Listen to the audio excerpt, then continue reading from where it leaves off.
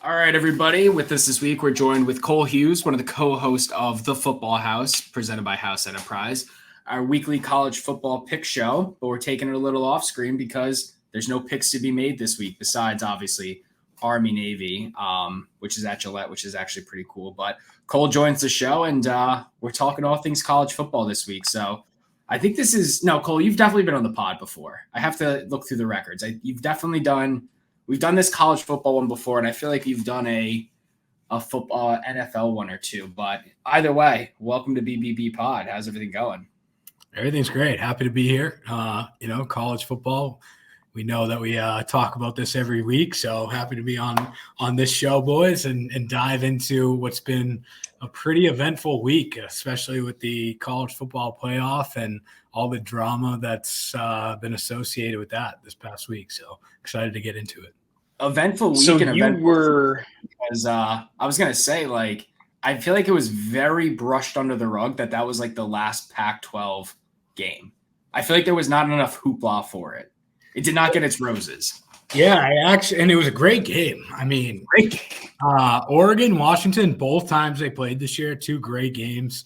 It's kind of really sad to just see the Pac-12 just completely disappear after the year that they had. I mean, we talked a lot about it on our show, throughout the year. And, no one would have thought that the Pac-12 would have had this many teams in the discussion. I think they started out the year, I think for the first like 2 or 3 weeks, they didn't have a loss before they got into conference play. So, a lot of good programs that have a lot of history in that conference, taking their talents elsewhere next year for multiple different reasons that we'll hop into later on. But I agree with you guys. It didn't really get the last hoorah, I feel like, that they should have. There wasn't really much coverage on it. And I actually saw something this week after the game.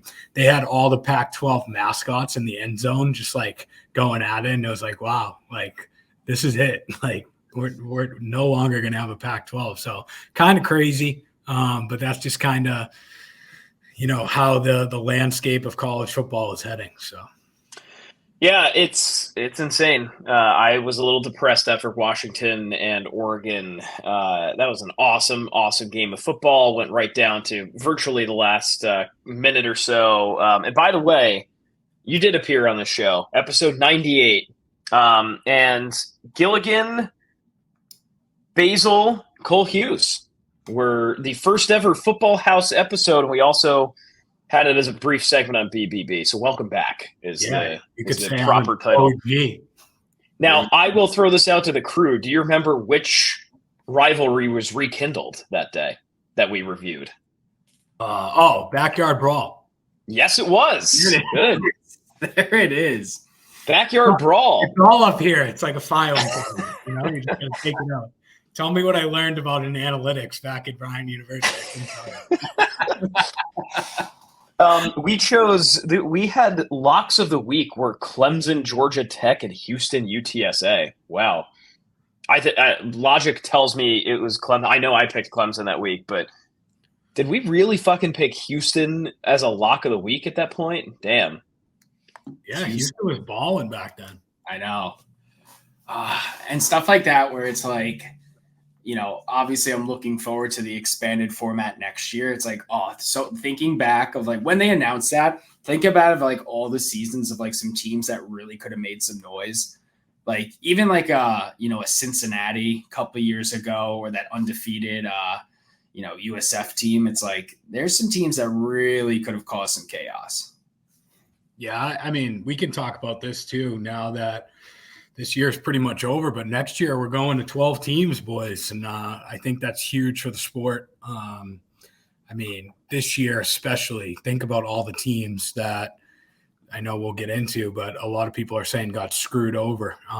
Those teams would have been in the 12-team playoff, and it would have just made for an even more exciting college football postseason. So really excited for that next year. And, like you said, Will, some of those teams that – no one really thinks at the beginning of the year they're going to do anything. But, look at Liberty right now. They're undefeated, right?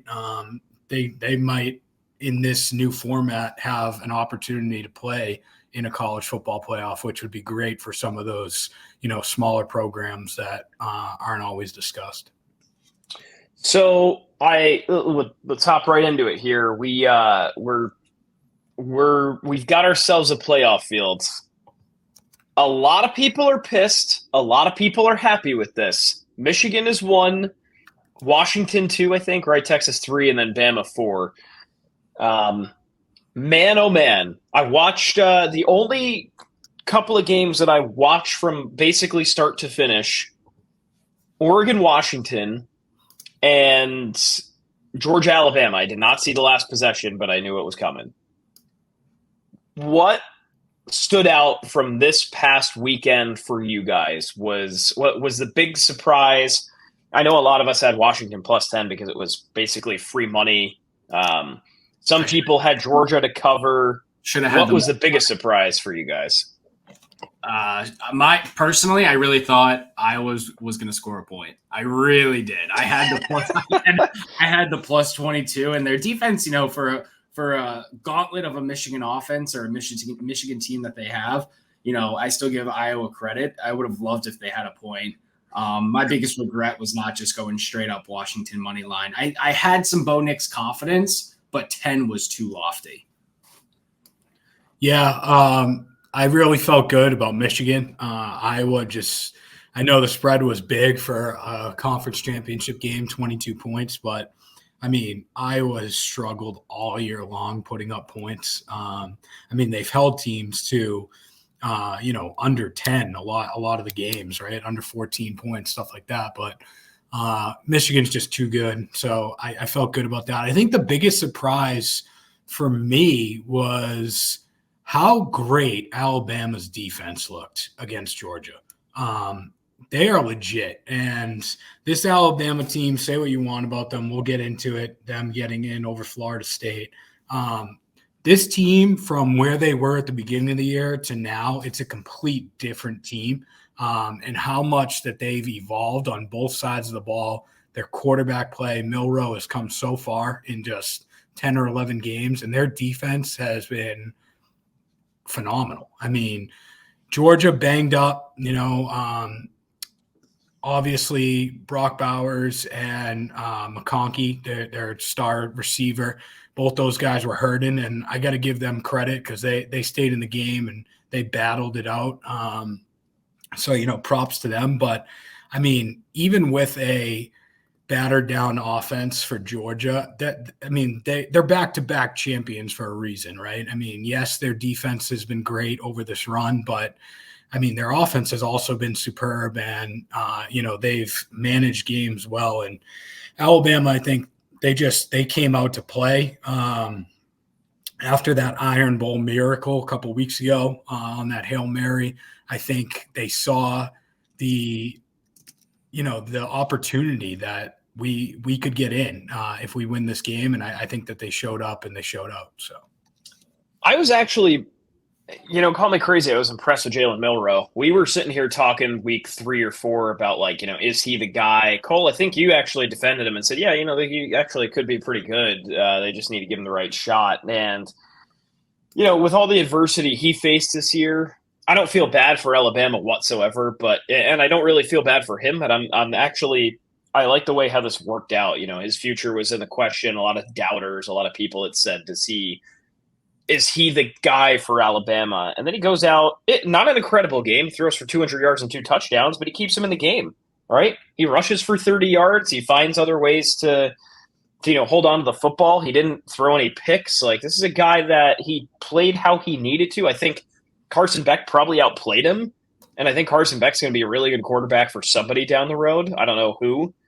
But this is a situation where, you look at Milroe and say, wow, all right, he actually rose up to the occasion this year, and I think without his play, Alabama could be in a different spot here. Yeah, and I think we talked about this early on in the year, too. You have to remember he's only a sophomore, right? So for a kid that young, just to see his development this year, and he's had a couple big games down the stretch here, and he's showed up, and he's showed that clutch gene, and you got to be happy for the kid. And look, I mean, big shoes to fill too there, right? I know a lot of people always say like Alabama quarterbacks aren't that great, but in the last like decade or so, that's kind of been flipped, right? You had Mac Jones, you had Jalen Hurts, you had Tua, you had all these guys that were really successful there. And some of them have gone on to have successful careers in the NFL. Some have not, but those quarterbacks to take over that prestigious of a program and following that group of quarterbacks, that's not easy. And I think he's done a great job. So you gotta tip your cap to him.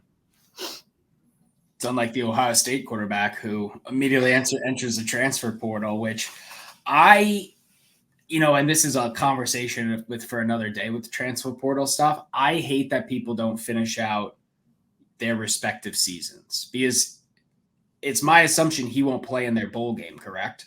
Yeah, I think he's already announced he's not. Like, you're just quitting on the team at that point? I hate that. Right. Yeah, I mean, I don't understand that.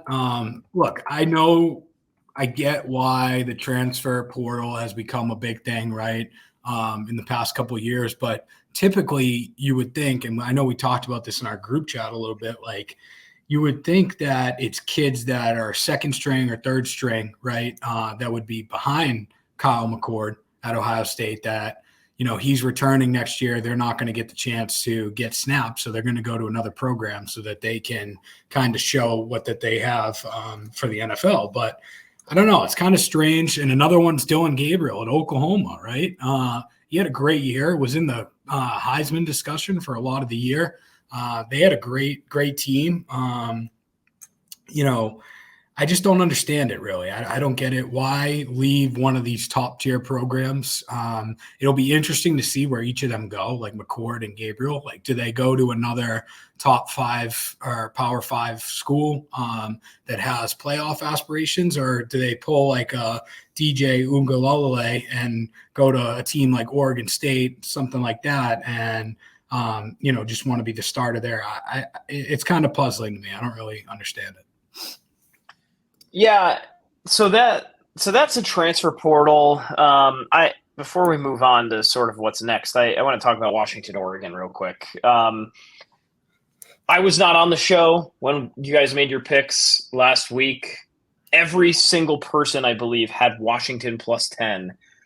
I'm not going to repeat the comments about how how big of a gap that is. We all that stuff, but it is baffling to me that Washington is now undefeated. And they honestly, I don't think the game was as close as the score makes it out. I think Washington was in command the whole time. They manhandled Oregon. So this is a team that I'd be afraid of, and I think it starts and ends with Michael Penix Jr. This kid is a total baller. Unbelievable. Throwing for a bunch. He did not rush at all last game, but he's throwing everywhere. He's throwing bombs down the field. He's making the right reads. This is a kid that could have a long future in the NFL, and more importantly, for now in the near term, could have a shot at the national championship here. Yeah, another player that I was really impressed with watching that game was Dylan Johnson, Washington's running back. That kid, like, I don't know who you could even compare him to. I can't recall a running back that runs that hard and just angry, just delivering hits to grown men on the other side of the ball, like linebackers, safeties. He was running through people. It's kind of like Pacheco with the Chiefs. They say like how he runs mad and angry at the ground. Like that was kind of what I saw with Dylan Johnson. And I mean, he was a huge part of that game too. Obviously Penix, unbelievable. He's had a great year, and I really think that he should be considered for the Heisman. But yeah, Dylan Johnson, really impressive as well watching that game. Yeah, we do have the Heisman. Who do you think is the heavy favorite, or who is the favorite right now?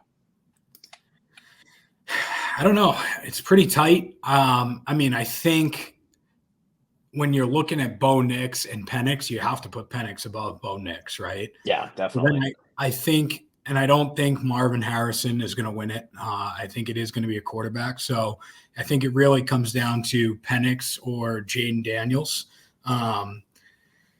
And Daniels had a great year. He has the stats. But how will the undefeated season and the college football playoff berth help Penix? I think that in the end, it probably goes to him over Jaden Daniels for those reasons, but I'm not sure.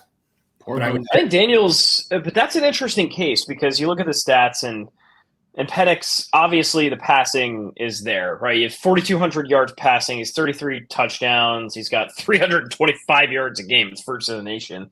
You look at Daniels, 38-12. That's still a lot. 50 total touchdowns, but he's also rushed for over 1,100 yards, right? So that's like where that's a wild card for me. Is the committee going to value that versatility more?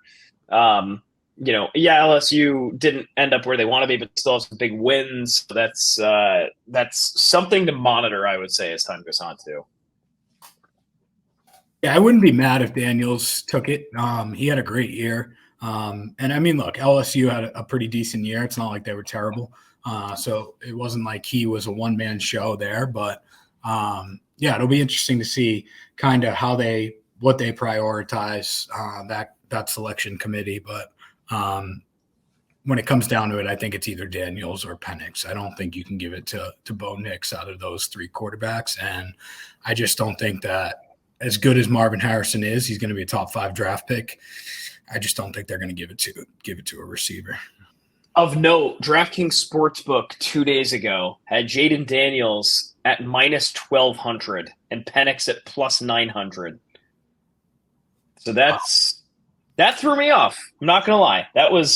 That's a little funky. I don't know what it is now as we're recording this on Wednesday the 6th, but that makes me feel like the committee's going to go Daniels. Wow. I don't know how I feel about that. It is interesting, though, that all three of those quarterbacks are transfers, too, and fifth-year guys, right? So I guess, maybe back to the portal discussion and players transferring, maybe, these guys that are leaving school see that as, a reason to leave or whatever it is. I'm trying to find the current Heisman odds, courtesy of the DraftKings Sportsbook, our preferred wagering partner of the Beers, Business, and Balls podcast. I cannot find them.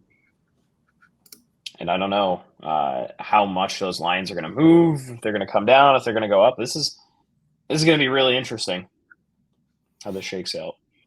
So, if we're speaking lines, let's start talking the big playoffs, the big games. What's the first one? Is it Texas, Alabama, technically? Or I'm sorry, Michigan, Alabama? I don't know which one's first because Alabama's in the Rose Bowl, right? Playing Michigan, so. Which I think we also, if we're going to talk about that, I would love to start laying out about if the college playoff committee got it right or not first. But I do want to bring up the reaction of Michigan finding out that they got Alabama as the team they're playing. Kind of pathetic. I'm not going to lie. An audible gasp in that room. I think it was like they wanted a shorthanded Florida State team. And obviously, you want a team that you're going to, easily beat, right? But you can't do that out loud in front of the public eye. So while I get that, it's like I let me start with this. I agree with you. I also tried to put myself in their shoes. I'm like, well, what if I was Michigan? Like, you're obviously hoping you get to play Florida State without QB1. So if you're hoping for that, or QB2, exactly. They've got a QB3. Who knows? But all intents and purposes, you don't have your guy. And, they might – it's either QB2 or QB3. I can't help but think I'd react the same way. I'd be like, shit, I want to play Alabama, or I want to play Florida State right now. I agree. It's pathetic, right? Because Alabama fans are going to eat that up and be like, you guys are fucking scared of us, and you should be, damn it. But, a little odd there. Yeah, I mean, look, I get it. obviously, like we've been saying, they want to play Florida State because it would be an easy win for them. But at the same time, it's like, if you're going to be the best, you got to beat the best, right? And I think that's been a big topic of discussion for Michigan the last couple of years. Like, hey, you guys have had great regular season. You've beaten Ohio State. You've taken care of them every year. Then you get to the college football playoff and you don't do shit, right? So if I'm them, especially with all these cheating allegations that they've had all year, I want the best team that we could have, and I want to beat them and say, F you to all the haters. Doesn't matter who we play, we're going to beat them, and we're the best team in the nation. That's kind of the mentality I would want, but I don't know. I guess human nature, take the path of least resistance and, wanting Florida State so that you pretty much lock up a spot in the national championship. I understand. Is this a good segue to if the committee actually got it right? I mean, yeah, and real quick, the Rose Bowl is first. So Alabama and Michigan. No, the Rose Bowl is first. Yeah, they'll play at 5, and then Texas and Washington are at the 8 o'clock game. Are those both New Year's Eve? New Year's Day. Ah, that's right. That's right. That'll be fun. So Michigan 1, Washington 2, Texas 3, Alabama 4. Man, I mulled this over a bunch. I just feel gutted for FSU. Like, they should be in. That is my take after a few days of reflection. I get that the football, the CFP committee has an interesting dilemma because they have to play by these rules of, like, there's some sort of feasibility clause in there, or watchability, all right? Like, is the team going to be at full strength and stuff? I think that's bullshit. I think you shouldn't be declaring that a team is out or in of the playoffs because of how watchable they are. I think it should be in on their own merit. So that's where I land with all this. This is basically the committee saying, hey, we are prioritizing TV. So just fucking say it at that point. We want these games to be the most watchable games possible. We want them to have the highest ratings that advertisers are going to pay us the most money for. Say it. If that's what you want to be, just come out and say it. That's where I land here. Yeah. And I think the college football set a bad precedent of when you have Power 5 programs, 5 conferences and only 4 spots, and 9 out of 10 times, I mean, again, it's such a small window. It hasn't been that many. It's usually 2 Big Ten programs and 2 SEC programs in some type of capacity. The argument of saying, well, like FSU would have lost that game, or, it's not entertaining. I mean, we're talking about an Ohio State team a few years ago, or actually more than a decade ago, that lost 2 starting quarterbacks. And again, Big Ten, they played better competition and more ranked opponents and won out. But if you're basing it off of, oh, well, Braxton Miller wasn't in the program and JT Daniels got hurt, well, we got Cordell Jones.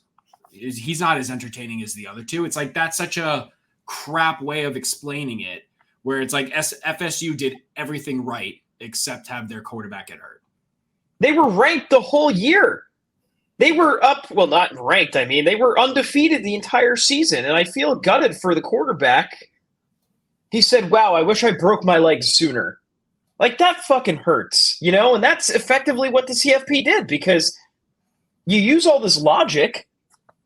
You go and say, well, if this, and this happened, Florida State might have got in, right? If they were full strength. It's like, yeah, if I were the QB1, I'd be pretty gutted right now, because they're coming at you and saying, oh, well, it's a quarterback that got hurt. It's obviously not his fault, but shit, it sure sounds like it, the way that they're going about their business right now. So I feel really bad for this kid. Yeah, I think it's unfortunate, and Jake, I think you hit the nail on the head. It is all about money, right?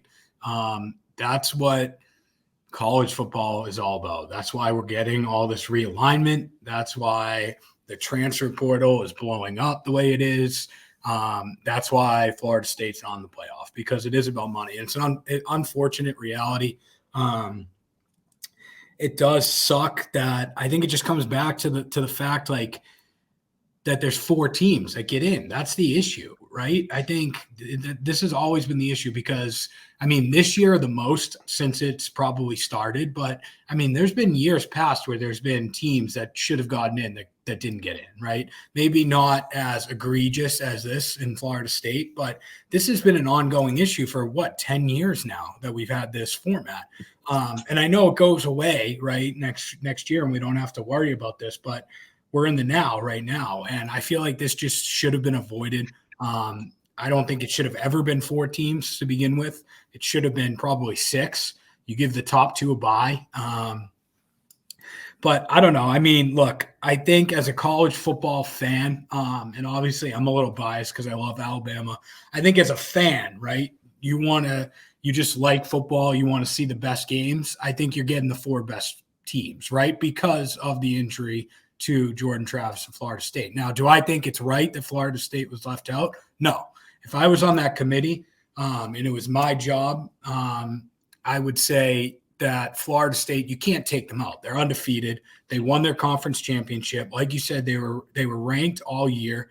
And look, and Norvell, their head coach, has said this a lot, especially after beating Louisville, when they've been asking him, are you going to get in? What are your thoughts? And he's like, look, isn't the whole point about football dealing with adversity? Right. And that's what this team's done. I mean, we've been offered a shit hand and they've still overcome it. And look, I watched the Louisville Florida State game. It was ugly. It was fucking ugly. Like, it was hard to watch, right? And Louisville had multiple opportunities to win that game, which would have gotten rid of this whole discussion, but they didn't, right? Florida State did what they needed to do. It might not have been pretty, but they did it, right? And they're undefeated. So I think it's hard to take them out and put 2, not just 1, but 2 one-win teams in ahead of them. So, yeah, I mean, if you're a Florida State fan, I definitely understand the frustration. I don't think that it was right to take them out, but I do understand why they did, why the committee did, because who they're answering to and the reasons why they're doing it. It all comes back to money and viewership. So I get the aspect of why they made this decision. I don't necessarily agree with it. But one thing I wanted to talk about is, so they put in Alabama over Florida State. Now, I don't necessarily think if Florida State got in, I still think that Alabama should have been in over Texas. What do you guys think about that? Now, I know that Texas beat them, right, at home, and they beat them by 10 points earlier on in the year. But here's why I say Alabama gets in over Texas, because if you look at their schedules, right, both conference champs, they both have 1 loss. The head-to-head is in favor for Texas. But if you look at Alabama's 1 loss, it's to Texas, which is a top 5 team, right? Texas lost to Oklahoma, which ended up not really doing much, right? So I think that hurts them a little bit. And I think the fact that Alabama played Georgia in the SEC championship, right, and they beat the back-to-back champion in the SEC championship, I think that's a huge win for them. Meanwhile, Texas, they played in the Big 12 championship against a 22 ranked Oklahoma State team, right? So I don't think that their conference championship really matches up compared to Bama's. They both have the 1 loss, and I get the whole conversation that, head to head Texas beat Alabama, but that was also at the beginning of the year. Before they had figured everything out, and we've said that Alabama is a different team now to where they are back then when they played Texas. So, I mean, obviously they both got in, and they're both deserving. But Florida State got screwed, and I think if Florida State ended up getting in, it probably would have been Texas over Alabama. I think the majority of the country thinks that, but I don't know. It's just something to think about. Just looking at it from a whole point of view. Again, I get the head-to-head win against them at home, but look at their opponents, the conference that they play in, who they played in the conference championships. I think there's a lot more that goes into that discussion. I was, one of the people too that said, and this might be an outlying thought, but Georgia kind of got just shuffled under the rug real quick. Yeah. I thought it at least should have been a conversation more of oh, no, they lost the SEC championship, they're out. It's they haven't lost a game in 3 years. And then granted, it's only this season and they lost 3 points to Alabama. But if we're also taking the conversation of one-loss teams, I mean, by that process of elimination, Texas is still on top because they beat Alabama and Alabama beat Georgia. Yeah, that's what Kirby Smart said, too. He said something to the tune of, hey, it's not who's the most fun to watch. It's the 4 best teams, right? It's not who deserves to be there. It should be the 4 best teams that should go. And by that logic, Georgia's up there, right? And by that logic, it's Michigan, probably Georgia, Alabama, and Washington, right? I think Florida State still doesn't get in that.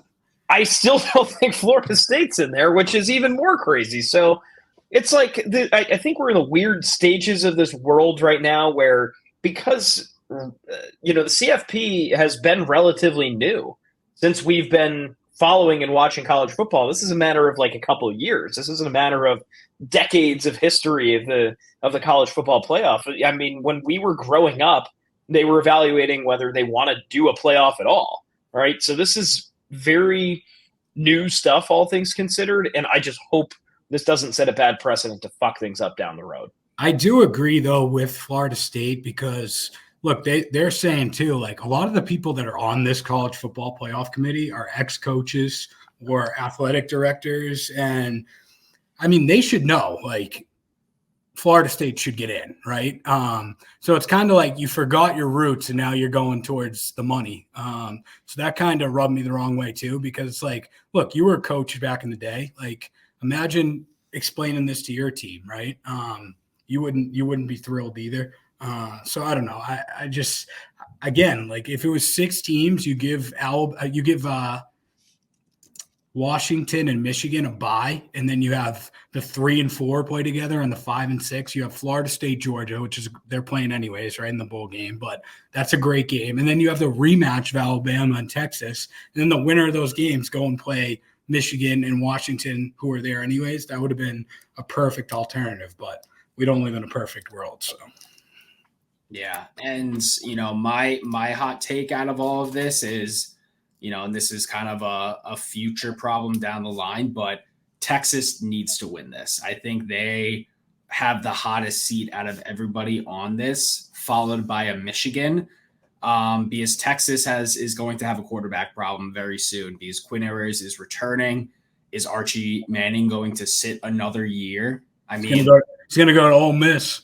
It's one of those things where, yes, Texas finally in this conversation, you win the Big 12, you're in this college football playoffs. There's no disrespect to Quinn Ewers. He held his own even despite injury.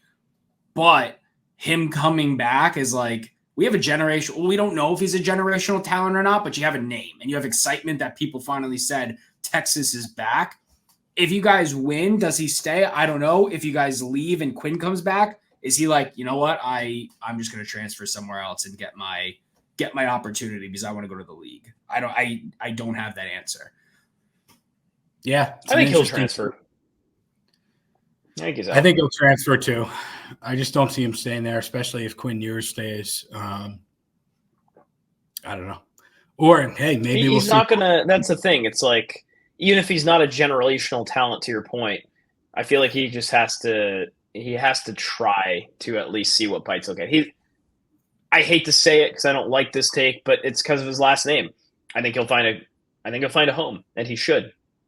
Well, yeah. I mean, look, college football wants him to be a starting quarterback because that's going to bring in ratings. That's going to make them more money, right? So they don't want him sitting on the bench. It wouldn't shock me if Texas loses this game to Washington in the first round in the Sugar Bowl if Quinn Ewers enters the portal and goes somewhere else and Arch takes over Texas. I mean, we've seen other starters. We've already mentioned them tonight. Leave as the starting quarterbacks of their current program. Does he follow suit?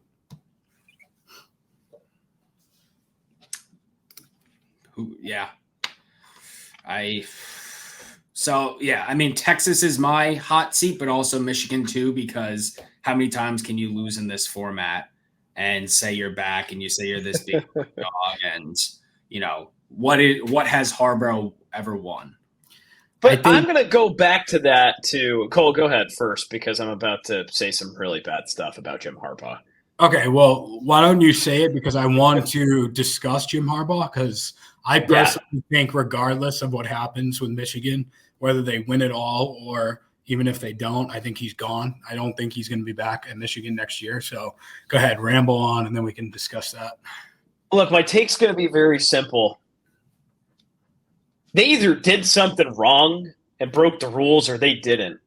I'm so sick and tired of this, sort of towing the line from this NCAA stuff of, well, he can coach, but he has to be upstairs. And then that blew out of proportion. And it was, okay, he can't coach the regular season. And then it was, he can't coach at all. What the fuck are we doing? What are we doing here? Did Michigan break a rule? If they did, here's my take. I don't think they should be in at all. That's my bold take of the day. If they broke rules that the NCAA rules, hey, the head coach and the program and whatever other negligence they can prove, if they adjudicate that way, then Michigan should not be there. Hey, I think that this has a team that can win, right? This is a team that can win the national championship. They're good. They got a lot of good guys on that team. They're number one for a reason. I love their wins. I love the way they played against Penn State. Love the way that they cruised to a win over Ohio State. And Iowa too, actually. They didn't allow a single fucking point. That's of note. But God, Harbaugh either he did something bad, which it sounds like he did, in which case, number one, he should not be coaching at all there. And number two, his team should not be there. So, and if he didn't do something bad, then the NCAA has to let him fucking coach, and they've got to let him do their thing. All I'm saying is Reggie Bush doesn't have his Heisman Trophy in his trophy case, all right? Reggie doesn't have his fucking Heisman Trophy. Michigan shouldn't be in the fucking college football playoff. I think there is somebody that has a personal vendetta against Reggie Bush. Yeah. It is. That's bullshit too. Because now every fucking player in college football is getting paid through NIL deals, which this man was just ahead of his time. Free Reggie. But it's a good point on Reggie Bush. To close the book on Harbaugh, because to your point, Cole, that I think you're probably about to say, I think he's done. I think he's done at Michigan regardless, because you look back at these historic franchises, right? You look back at some of the best coaches of all time, like Coach O at LSU, Saban at Alabama, right? These guys are going to be guys that walk in there and they're heralded, right? The list goes on. Is Jim Harbaugh going to be a guy that Michigan fans look back on and say, yes, he was one of the best coaches we've ever had? I can't tell you that as confidently as I can of Saban walking into Alabama as the heralded guy. Or even now in the NFL, to make this comparison, Belichick walking into New England is still going to be a well-liked guy, and people are going to point to him as, hey, we would not have been the same without him. We won all these Super Bowls with him. He deserves his name in the rafters, right? I can't confidently say that Michigan fans are going to feel that way about Harbaugh. It just doesn't feel like it, and it sucks for a Michigan man. Their slogan, they hang it in the locker rooms there. Every single sport, those who stay win championships. Do they have to add except Jim Harbaugh to that for it to be real? That's where I keep getting hung up on. So what the hell does he do next? If they don't win, is he going to even be welcome back there? That's what I can't get around. It's interesting, and I think you're right? Because he hasn't won anything. And if they don't win this year, I agree with you. What makes them put him, revere him in history going forward? Nothing. A couple big wins against Ohio State, big deal. Who cares?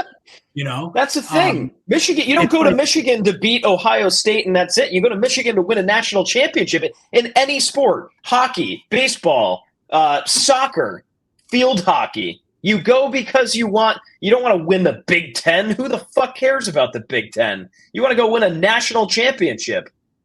Yeah, and look, I mean, like you said, there's been other coaches, right, that have had scandals surround them, right? But if you win, it doesn't fucking matter. Everyone forgets that. Like Coach O, he didn't leave Oregon in the best light. You think anyone's going to remember that? No one's going to care. Another one, Urban Meyer at both Florida and Ohio State. The guy's been riddled with fucking allegations about everything, right? Cheating, conduct off the field. Doesn't matter. He won. He won national championships. People don't remember that stuff if you win. And Harbaugh just had, look at Ohio State, even Jim Tressel. Jim Tressel won. Yeah. There. Like the people still love him there, right? This gets into the conversation. Forget Michigan, but Ohio State. Ryan Day, another one. He hasn't done shit either, right? Like, has he won a national championship there? I don't think, right? I don't think so. Well, Day's also relatively newer there, right? No, I know. But look, if you don't win, like, I get what you're saying. I don't know. Yeah, we got to stop with. And then even it's like, oh yeah, you have your teams that are in your window. Like, for example, Clemson with Dabo Swinney, it's like they haven't won shit in a while. And yes, you have your championships, you have your, the pedigree that you brought in. You're not adapting to the times. When is it going to be the chance where it's like, hey, Clemson, we gotta move the new direction of the program because we used to be up here and now we're barely contending. Dabo's just waiting. But the difference between Dabo and Jim Harbaugh is that Dabo's name's on that list twice. Yeah. Like you go back on this list, Alabama. After Saban, imagine he's going to Bama. That'd be wild. Oh man! But I'm looking back at the last few winners, and these are guys that, like, to your point, was there some scandal around guys like, I don't know, Scott Frost is one of them that got up there. He wasn't a national championship winner, but I'm going on this list of guys who, this is showing me the people that played in national championships, which is dumb. Dabo's on this list. Jimbo Fisher's on this list, your public enemy number one. Yeah, he sucks, but he's still going to be welcome back to FSU as the guy that, I don't know what the relationship is now, but he's the guy that won them a national championship. Norvell should hire him back as a coordinator.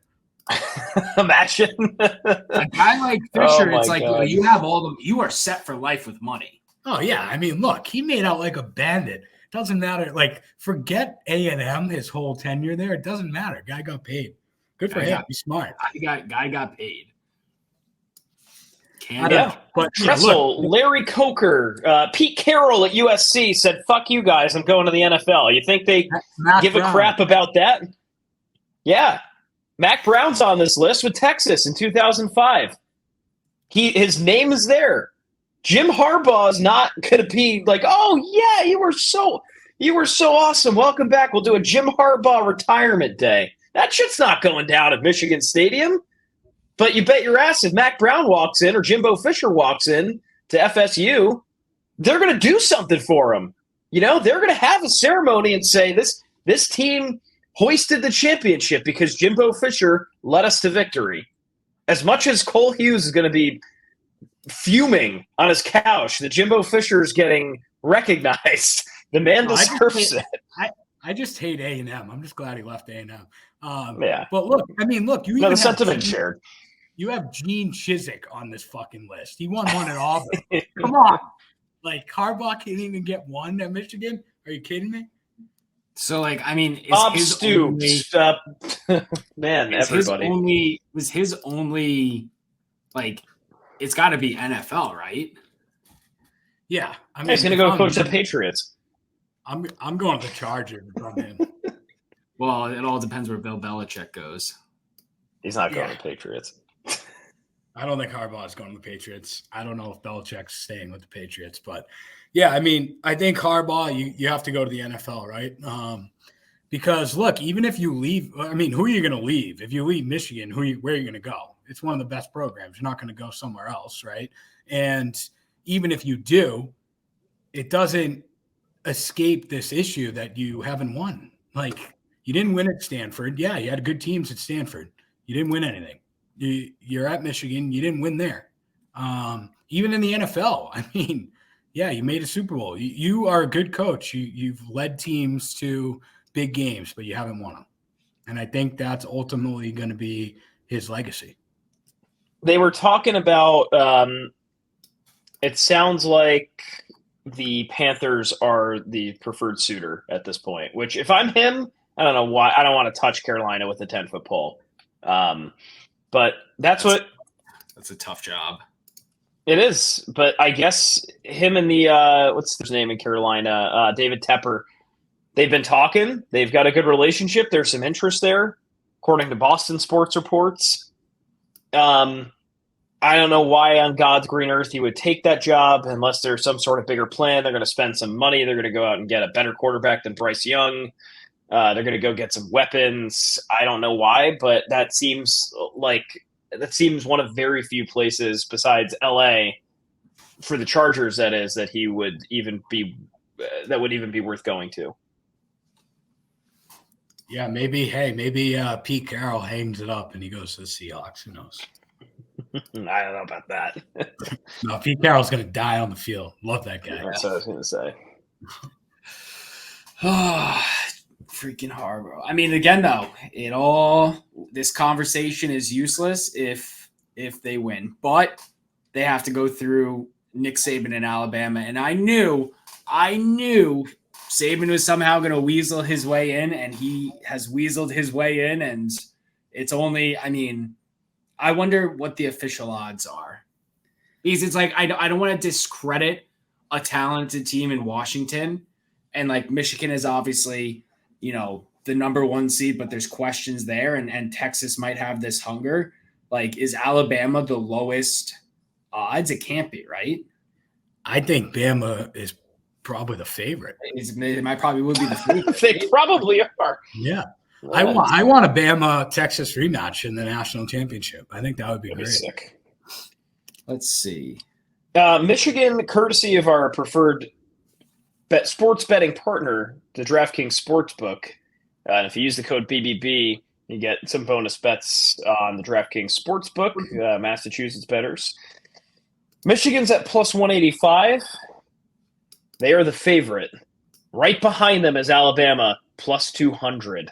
So basically, it's a signal that whoever comes out of that game against them is going to win. Texas is plus 260, Washington plus 750. These are at Wednesday, December 6th, 10 o'clock p.m. Eastern. I'm not too surprised this is shaking out like this, but I actually did think for a second Alabama could be the favorite here. Yeah, look, I think at the end of the day, though, both the games on New Year's Day are going to be great games. I like the matchups. I like that Michigan and Bama are in round one, and Texas and Washington. I think both those teams, or each of those teams in both those games, match up well. And I think it's going to be some good football on the first of the new year. I've already got Alabama, I think. I'm going to take Alabama money line, plus 100. I got to ride with Texas. They're back. Well, I'm saying just in that game. I don't know who wins that, but I think we are like Alabama-Texas rematch would be very, very interesting. Yeah, and I like Bama in that little redemption. I think so. I want Texas to win, but what's Saban going for? Is 7th, 8th? Oh fuck, I don't know. How many does he have at Bama? A lot. What is it? Because how many did he win at LSU? Just one at LSU. I think he's got 5 at Bama and 1. I know he is 7. He's got 6 at Bama and 1 at Bama. Wow. So he's going for 7th at Bama and 8 overall. Gosh. Like, that is insane. That guy is going to get a strong welcome at Alabama whenever he walks in. That's damn right he will. Yeah. And you know what's like, it's just so crazy though, because it's like, obviously he had the failed stint in Miami in the NFL, but it's like, what if he was just like semi-decent in Miami? Like this would never be him, right? It's true. He'd be a one-trick pony at LSU that, again, probably would still be welcome back to LSU, but now has made a dynasty and a name for himself. Yeah. And then you got Jim Harbaugh, 0-2 in the college football playoff, 3-7 in bowl games. Oh, but he won 2 PFL championships. He won 3 Big Ten championships. Good for him. Real good for him. He did win an NFL Comeback Player of the Year in '95, which is pretty cool. I'll give that to him. All right, I guess our last topic of discussion for tonight, Army-Navy this week, boys. Yeah. I do have one thing to bring up that I forgot to mention. Do we have written comment from Sam Basil, our fearless football house leader? I forgot to mention Sam Basil's official remarks on the statement. Since its inception in 2014, the college football playoff slogan has been "Who's in?" However, as the 14 playoff era comes to a close, it feels like we've asked who's left out. A lot more often, according to ESPN's Heather Dinich, 13-0 Florida State was left out in favor of Alabama, primarily due to injuries of quarterbacks Jordan Travis and Tate Rodemaker. Given the history of the lopsided scores in previous playoffs, it's clear the committee wanted games as close as possible before next year's expansion. It is more fair to make a playoff based on a predicted outcome or based on a team's record. If we pick the playoff field based on the latter, I think Florida State comes out on top 10 times out of 10. Even if all signs point to an early playoff exit for FSU, they have absolutely earned the right to prove otherwise. Sam Basil, head of content of House Enterprise. It pretty much sums it up. It summed up what we talked about. This is a fantastic written statement. I like because when you phrase it like that, it's like, yeah, you're literally picking the pool on the odds, which is just so fucking stupid. Like, I don't know. I've said what I need to say. Sam Basil, ladies and gentlemen. I think I'm just declaring that this is the most worked up I've been on one of these Football House episodes, and I don't know if that's for better or for worse. I love it. We need more of this energy in 2024. Yeah. Next year's going to be crazy. It's going to be I can't wait to actually see the schedules in some of these. Like the fact that we're going to have, a Big Ten with Oregon in it. It's like it's no longer Michigan and Ohio State on who else is in the new Big Ten real quick. Washington, USC, UCLA, Washington, Oregon. Oh my God, that's a college football playoff itself.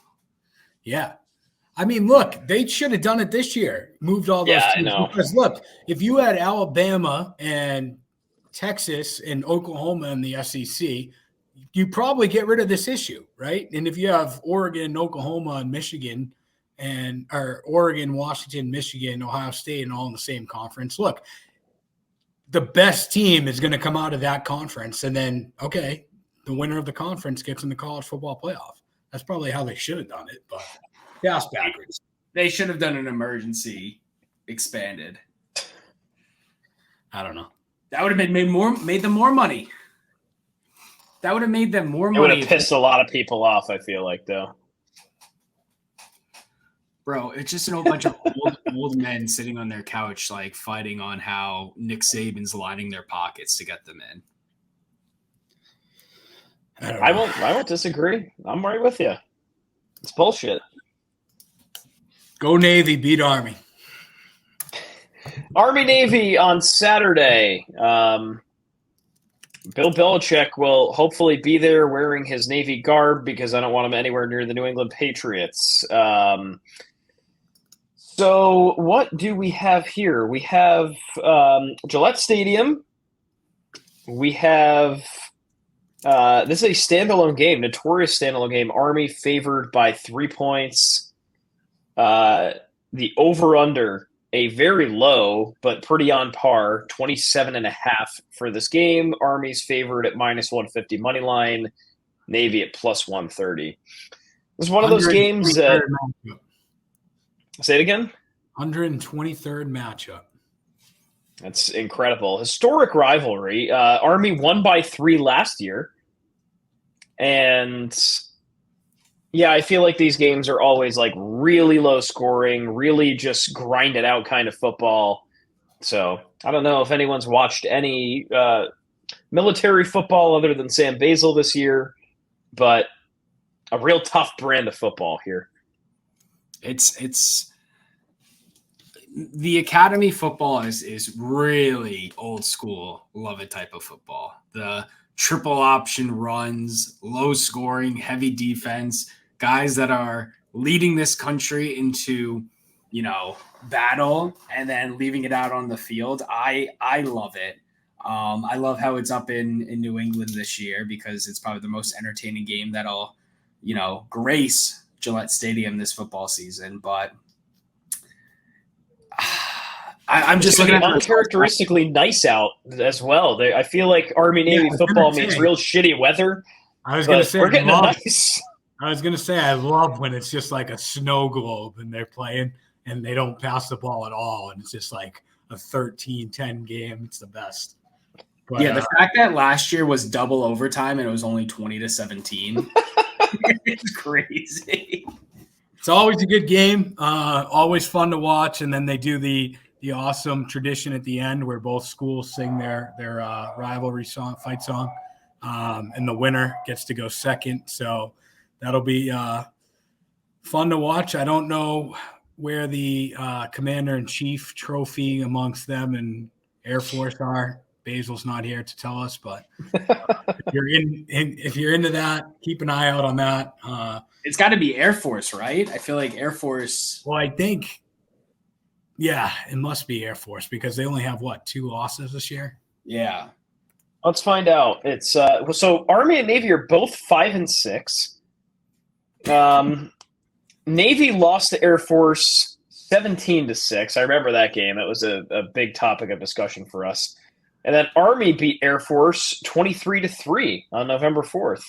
So Army, wow. That was a weird game. I forgot about that. Everybody had the Air Force as a lock. But yeah, Air Force came out and had a stinker against Army that game. So yeah, it looks like Navy will, if they win, it'll be a tie, right?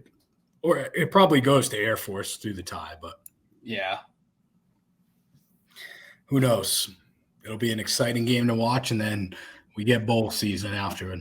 We get bowl season. Picks are back. Can anyone catch up to Gracie Marks and her 72-52 record or whatever it is? Or 72? The answer is no, record? They can't. It's crazy. Well, I remember last year I was looking back at it. It was like a lot of people up top, and like Basil sneaked out with like a sneaky 12-0 performance to up his percentage. I think Gracie Marks has been scouting games. Connor Stallion's been helping her or something. It's crazy. I already know next year my strategy is keep the 5 and keep your mouth shut. Don't look hungry and try to spend all the money. Yeah, we got to take. But I think we also have to institute some rules here because Gracie did, and she's not here to defend herself, so I can't be overly ginger on this. But she took some very large money lines.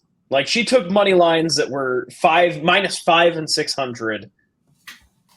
We may need to institute something. I think anything past 1,000 is you can't take the money line.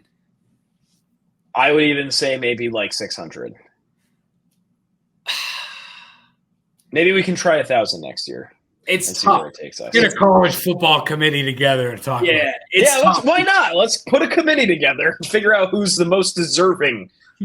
Yeah, because there's games that are enticing, but then when you get to a 25-point spread, you're it really could go either way. No way they'll win by fucking 4 touchdowns and then they win by 6. Yeah, we need to talk about strength of record and strength of schedules next year. Implement our FCS and give some love to them. We should have did FCS playoffs last week. Yeah, I haven't even been following it. I don't even know who's in it. Yeah, there's too much. There's too many sports. Too many things to watch. FCS playoff bracket brought to you by the NCAA, courtesy of our friend Charlie Baker from right up the road from where this is being recorded. Let's see. South Dakota State and Villanova. That could be interesting. 1 and 8 seeds, South Dakota State. No, this is the actually, this looks like a quarterfinal. Yeah. And you've got UAlbany and Idaho, a 5-4 matchup. You've got 7 Furman at 2 Montana, and you have 3 South Dakota at unranked North Dakota State. Is that all the ranked teams? 1-8, 5-4, 2-7. It should be the 6th seed got knocked out, and that was Montana State. Lost by 1 to North Dakota State. That's a tough beat. Montana State had a good team this year. Oh, a couple Had good them games. multiple times. I'll have to check that out this weekend. If Nova We becomes- could, if UAlbany wins and Villanova upsets South Dakota State, we will see a CAA semifinal. just got to get the dogs in there. Yeah. The Bryant Bulldogs will not be there. And What do you they got will to not do be to there make next that? year. What do you got to do to make the FCS playoff? You just got to Win win your your conference at that conference. point. That's Yeah. it. Yeah. So Well, who's when the you're winner? in the CAA, like they're going to be Who was yeah. the winner? of the CAA. Yeah. I actually really don't know, but Bryant this is their last year in the Big South OVC. Yeah. So who won that one? That was UT Martin, and Gardner Webb actually tied with them. So there were 2 automatic qualifiers. Let's see if either of them did any well. Clearly not, because they're Gardner not. Webb lost in the first round. And where did UT Martin go? I don't even see UT Martin on the list, but Gardner Webb got scraped. I think it's going to be a long time before we see a national championship at Bryant for any of the major sports. Yeah. We still got tennis. Hey, though. maybe I think lacrosse is closest, Oh yeah, lacrosse, tennis though. tennis is. and actually tennis. Yeah, Don't they win like every year? They were. If you're talking about not anymore. yeah, when they were in the NEC, that's dynasty. Yeah, it's That like 6 years in a row, wasn't it? the NEC for Bryant was literally tennis, swimming and diving, and lacrosse. Is the NEC even a thing anymore? Is it? Yeah, they actually just added Chicago State. Nice. Yep. That was yeah. And then that one year at Bryant where we did something cool for basketball. It's all about the books, Brian. It's all about the books. Oh. I mean, once we Who start cool you stadium. first? I was gonna say like once we start getting the stadium and we just have like the new baseball field and stuff, we're getting there. Well, you know they abandoned the stadium plan. The basketball one? Yeah, you didn't hear this. They gutted that initial render, and instead they're just going to blow the roof off the Chase Center and build out. No, they're not. I hand to God, I heard that 2 weeks ago. Really? If I'm breaking some sort of rule, someone from Bryant will tell me that I shouldn't have said that, but I've got that on pretty good word. What a He's got shame. the inside scoop. What a shame. Like, The little pull I have left, they're going to put a press box for the football stadium on the other side of where that gym was supposed to go, like on the current soccer field. They're going to put a press box up there. They're going to have some like actual stands. Which I bet you what fucked it over was Fidelity giving them the building. I think that did have something to do with it. Because I know the stadium was going to have classrooms upstairs. And I have it also on good word that they're funding the initial funder of the stadium has backed out. David Byrne, come knocking, baby. I don't think it was him. No, I know it wasn't him. So it's just like, come in and save the day. You got $1 bajillion. Yeah. So Must be Name nice. I'm hoping the best for Bryant football. That like there's such a Chris They have Merritt, the head coach there, is such a football dude, and Zevi Eckhouse is coming back. He won Big South OVC Player of the Year. The quarterback, kid's a stud. I He mean, was holding on to the football. He's making great reads. He got picked off only a handful of times this year. Kid's good. so it's always confusing when like, because, when you think of Bryant, you have D1, it's not the AA, it is the AA. It's in these different conferences. Now we're in this conference, but the Bryan football team put out this graphic, and according to their numbers within the conference, they were first in passing offense, passing efficiency, third down conversions, and red zone offense. They were second in first downs, scoring offense, and total offense. And they were third with sacks against, passing defense, and interceptions. And then they have these numbers for national, which I assume is FCS, right? Yeah, just FCS. So third in turnover margins and turnovers gained, fourth in fumbles. Yeah, that turnover margin's huge, though, because third in the nation in turnover margin means they're forcing, like, I don't know what the number is. They're forcing a shit ton of turnovers, and they're not turning the ball over themselves. Like, that's what good football teams do, and Bryant's never had that. So where are these stats coming from? The office of Ken Souza? Jesus Ken, Christ. watch this. Love it. Oh, shit. It's on their Twitter. They're fourth in fumbles recovered, sixth in blocked kicks and punts, 16th passing offense, 22nd in passing efficiency, and 29th in sacks. Like, when you post these numbers, I'm like, oh, Bryant should be in the playoffs. If they just lose close games. That's how it worked with this team all year. It's how it worked last year. They lost, I think, 7 of their 11 games last year came by 1 score or less. And I think 4 were decided on the last play.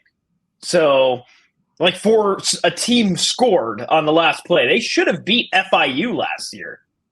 This is not a team that just sucks, right? This is a good football team.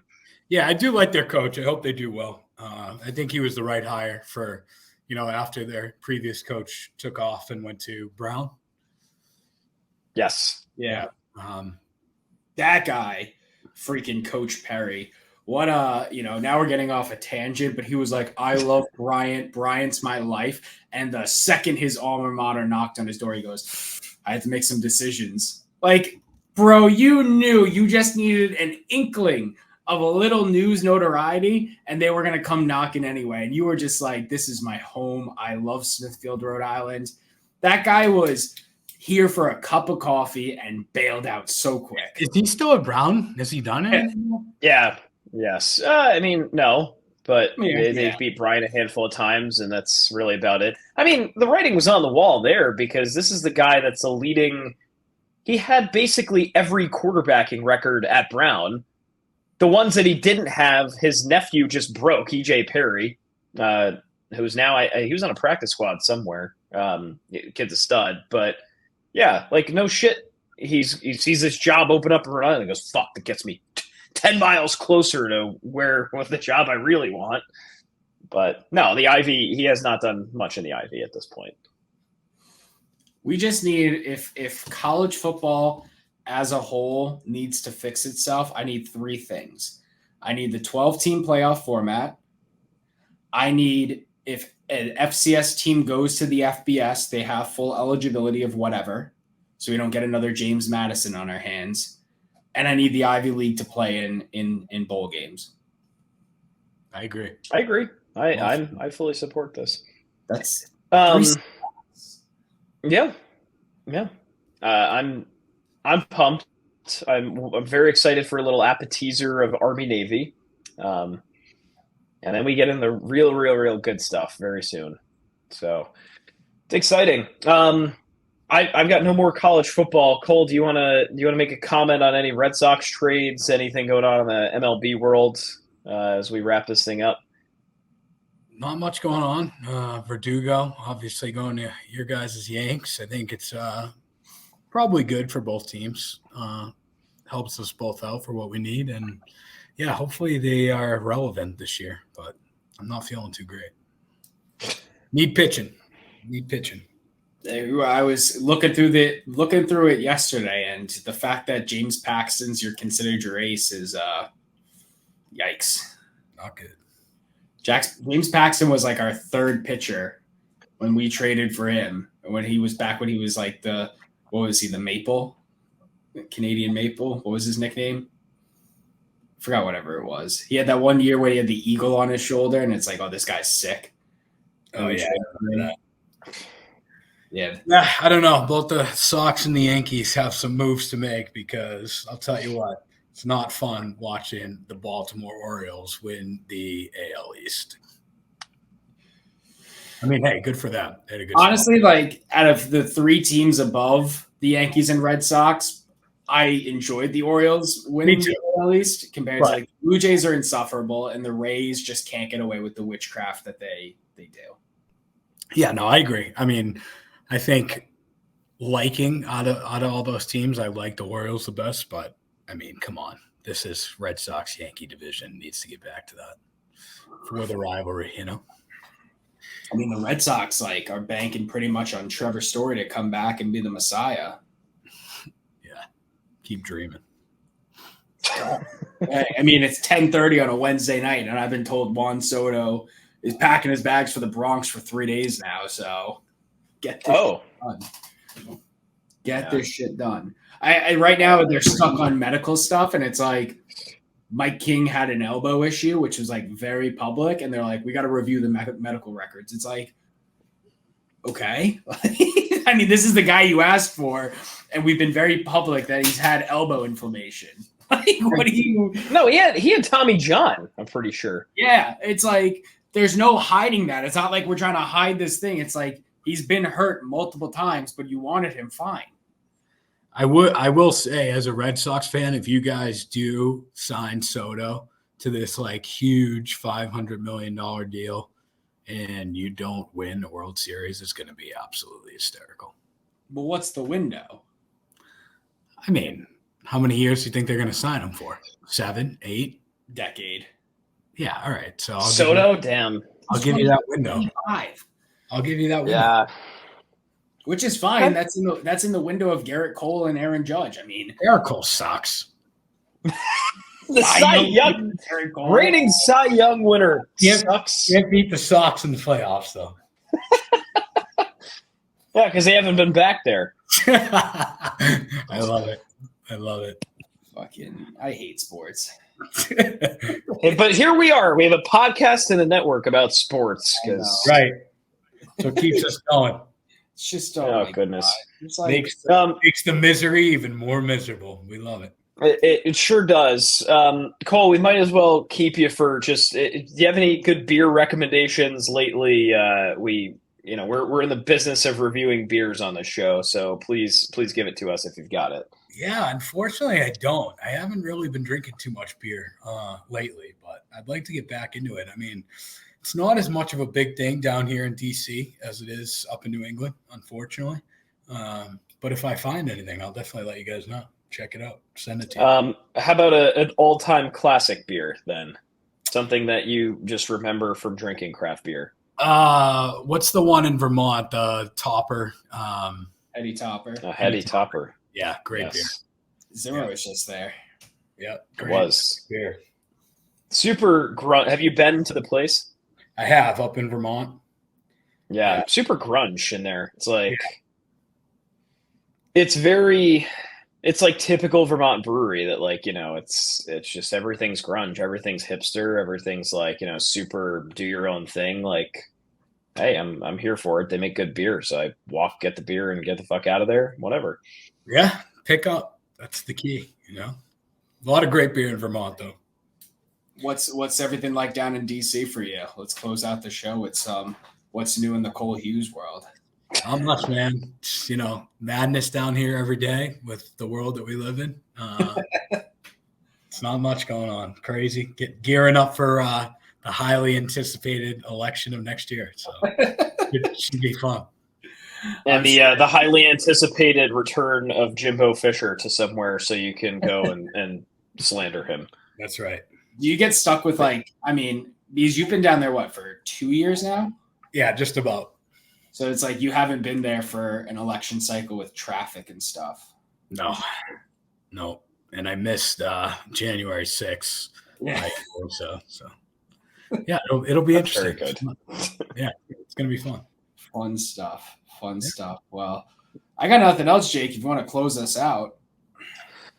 I'll call just attention to a very fast beer this is the Cole Hughes show. Screw it. We'll be back with some more beers We'll be back with more beers next week. This is a very good show. Cole, you didn't sign up to do BBB with us the whole time, but that's what you get. So thank you. Thank you for an insightful discussion. What's your pick, Army-Navy? What's your Army-Navy pick for next week? Navy money line. Navy. Go Navy, beat Army. Navy money line. All right. I think I'm actually going to take Army in this one. Go Army, beat Navy. I'm definitely this over-under is tripping me up. 27.5. I'm not going to make a pick there. I was going to say under, but I'm not confident in it, so I'm going to stay. It's just that is egregiously low. Hey, weather's going to be nice, so maybe it does hit the over.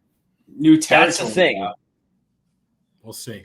New territory. First time at July. They're going to get Mac Jones disease, both of them. That's what's going to happen. He could run their offenses. That's the two offenses that Did the Pats play there this weekend? No. I don't think so. Yeah, this weekend. They are on the road. I don't even know who they play. This is so bad. I don't care anymore. Tomorrow night. Oh, they're on the road Thursday Night Football. Yeah. Oh, yeah, it's Steelers. It's Steelers Pats because I remember they had the graphic of like TJ Watt and then they just had Bill Belichick. Who we even put. Yeah. There's nobody to do it. There is no one to put there at all. Cole, we appreciate it, man.